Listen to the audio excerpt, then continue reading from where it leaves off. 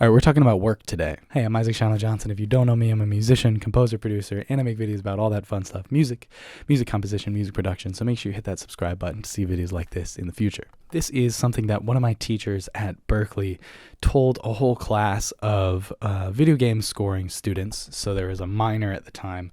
I believe they're making it into a major now for game audio and video game sort of interactive game music.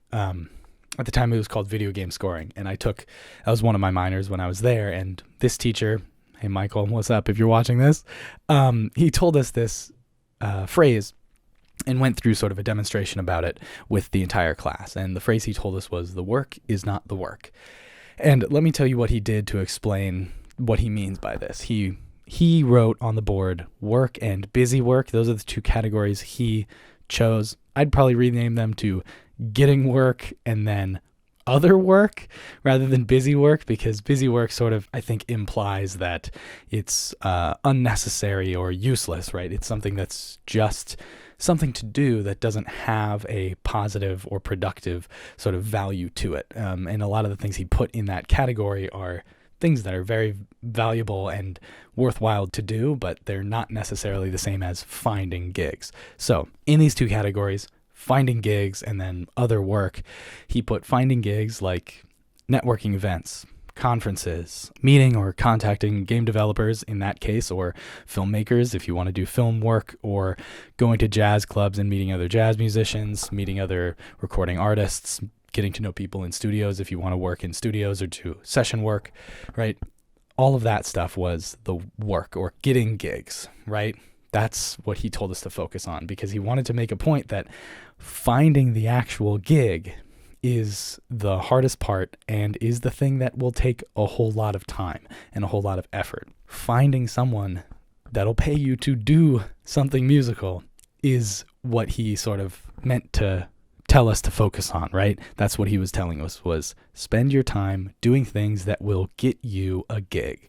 In the other category, other work is what I'm going to call it, he put stuff like updating your website, updating your bio. If you use an orchestral template, updating your orchestral template, right? He put a whole list of things that are very worthwhile things to do in that category, but they're not necessarily things that will get you a gig, right?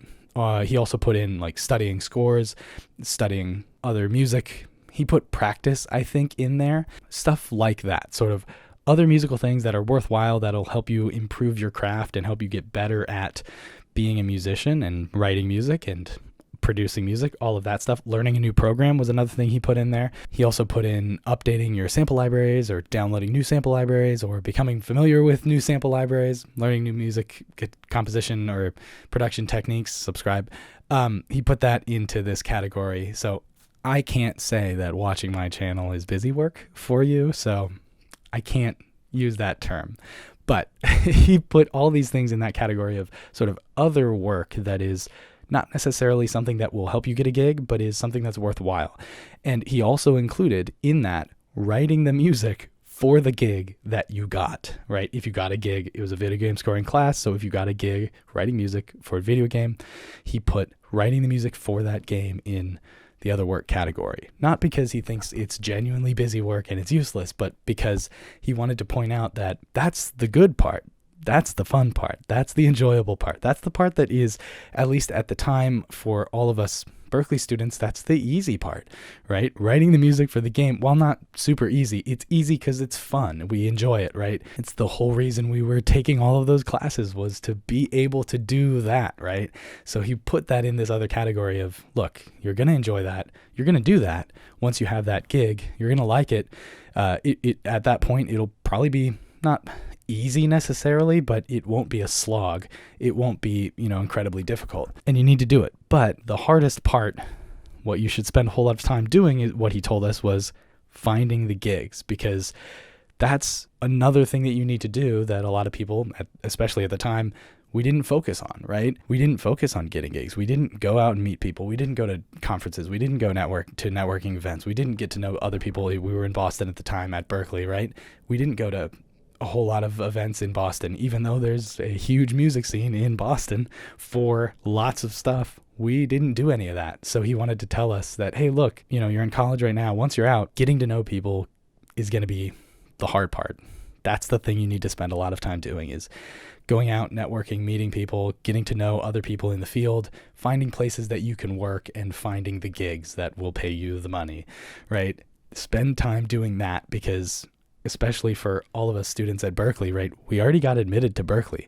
We were in, at this point, most of us were in our second, third, or fourth year at Berklee. So he was like, you already have a lot of the skills that you need. We definitely weren't the same as like professional level composers at that time. Definitely not. But we had enough where there were people that would pay us to write music at the level that we could write it at, and produce music at the level that we could produce it at. There are people that would pay somebody for that level of work. And he wanted to sort of remind us like, hey, look, you did the practice, you did all the learning, and there's stuff that you can learn to get better, and there are ways that you can improve, and definitely do that. That's definitely worthwhile. But also remember, you're at the point where starting to look for the gigs is going to be useful, and is going to be helpful, and is going to be worthwhile and productive and sort of like fruitful, I guess, right? So he wanted to remind us that, look, doing the work is not the work. Of course, you need to write the music for the game. You need to finish the project. You need to, do the thing so that you can collect your check, right? And actually, play the gig, make the performance, or record at the recording session, whatever it is.